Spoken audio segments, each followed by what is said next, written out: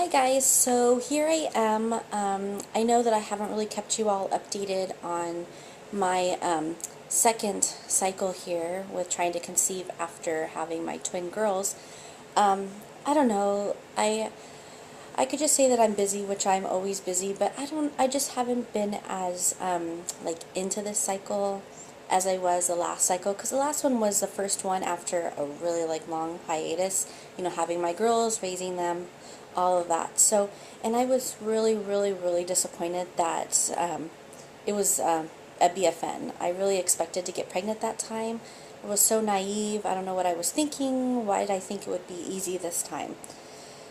So I had to kind of like lick my wounds and get up and get on with it. So I'm in the midst of my second cycle. I started my period on December 23rd, and I called and left a message and just let them know.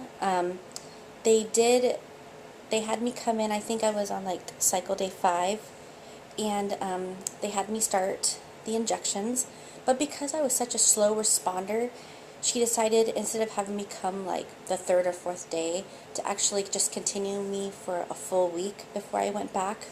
That way I don't have to drive all the way to the clinic, which is a 40-minute drive one way. I don't have to worry about finding someone to watch the girls and all of that. So that was nice. And and also she just kept me on 2 vials of Menopur the whole time. So I went back on the following Thursday, I think it was, and she had, and I did have some growth, but not a lot. So then she had me come back a few days later, and we had 2 that looked like they were kind of starting. So that was kind of promising, one in each side like last cycle. And I know that I've been so worried about multiples, and last cycle I was nervous that I had 2 follicles, but but um, but then I didn't get pregnant. So, and I know only 50% of them actually get fertilized, implant, and end up with a baby. So the odds are really not that great in getting pregnant anyway. So yeah, so this time I had 2 again, so I thought, okay, that's great. Well, then I went back again for another monitoring appointment, and the one on my right side had just like never continued to grow. So I only had the one on my left, and I was really disappointed, but I was thinking, okay, it really only takes one, right? Can we call this my golden egg? Um, you know, I, you just put so much into these cycles, and you think, only 1 egg, are you kidding me? And a different protocol that we followed for this cycle was, instead of doing the IM injections, which are the big needles in my thigh, we actually did just the sub-Q. And I saw a different RE in the office. They kind of like rotate. And her feelings are, you can get lots of infections, like nasty infections with the IM. And she was like, the sub-Q, it just might take longer, which is fine. Because, if it takes longer, then it takes longer. But, so the sub-Q are so easy. It's like night and day with the IM. Oh, excuse me. So it's just, so I did the sub-Q injection, so I think that that's probably why I only ended up with 1 follicle, and that's kind of, I don't know, I'm just depressed about it, but who knows. So I went in, my estrogen levels have kind of just stayed steady, which is a good sign. So my IUI was set for, I'm looking at the calendar, January 10th. So I had it like last Thursday. And it was such a bad day that it almost turned comical. I woke up early.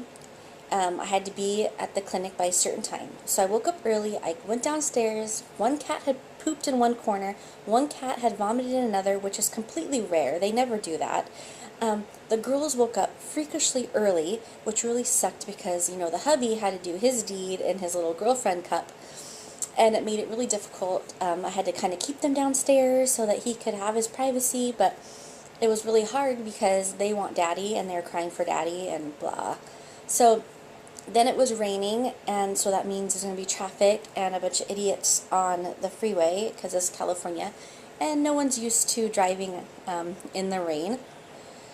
So I get to the clinic, and of course, mind you, I am carrying the semen between my boobs in the cup to keep it nice and warm because it was a really cold day anyway. So I get there, and I guess the regular nurses are on vacation, and another one is sick, so they had just some, like, stand-ins who don't know what they're doing, basically. And I'm supposed to get there before 8:30. And you know the sample has to get to them before it's an hour old, or the sperm, really, they start dying off. So I'm waiting and I'm waiting and I'm waiting, and I didn't get back there until 8:35, and I was panicking because we got the sample at 7:30, so it's already an hour, over an hour, and I was worried because last cycle his numbers were really bad, and so I was thinking, well, if they're really bad again, this really sucks because they're dying, and I'm just like freaking out. I didn't know whether I wanted to sob, if I wanted to cry, if I wanted to throw up, or just like do everything all at once. I was just so sick over it. So I dropped it off with the nurse, and they do whatever they do with it, put it in the warmer and all of that. And I had to be back at 10 for my appointment. So I came back, well, I don't really leave, I just go to my car and I read or text or whatever. So I come back in at 9:30 to check in, and usually I'm always there early, and so they always kind of bring me back earlier, and I sit, my appointment's at 10, and I wait, and then it's like 10:30.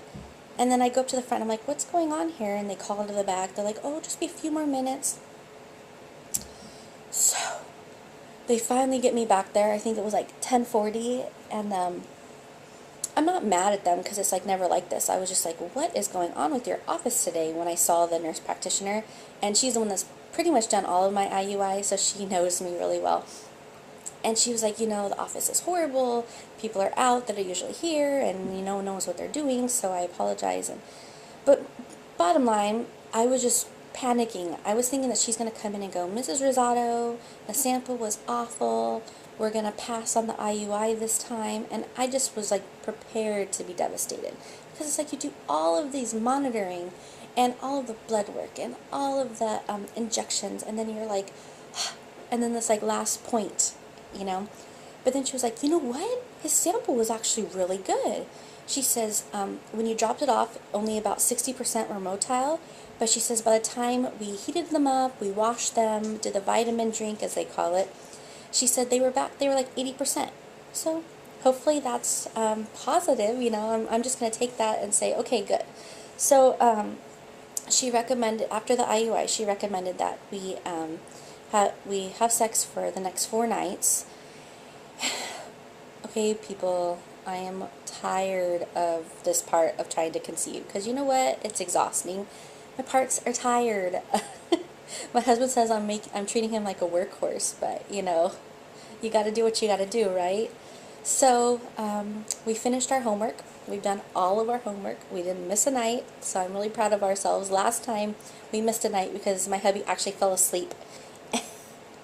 And I still give him a hard time about that. But that was like the last night. So today is 4 days after the insemination, and I started the progesterone suppository, so I have to take them in the morning and at night. Officially 2 weeks will be over on the 24th, but my clinic has me testing on the all the way to the 26th. So people, fingers crossed, lots of positive thoughts, prayers, whatever you can send me. I just pray that this is my cycle, that this was my golden egg, that this is my one little baby, and our last baby. So there we are.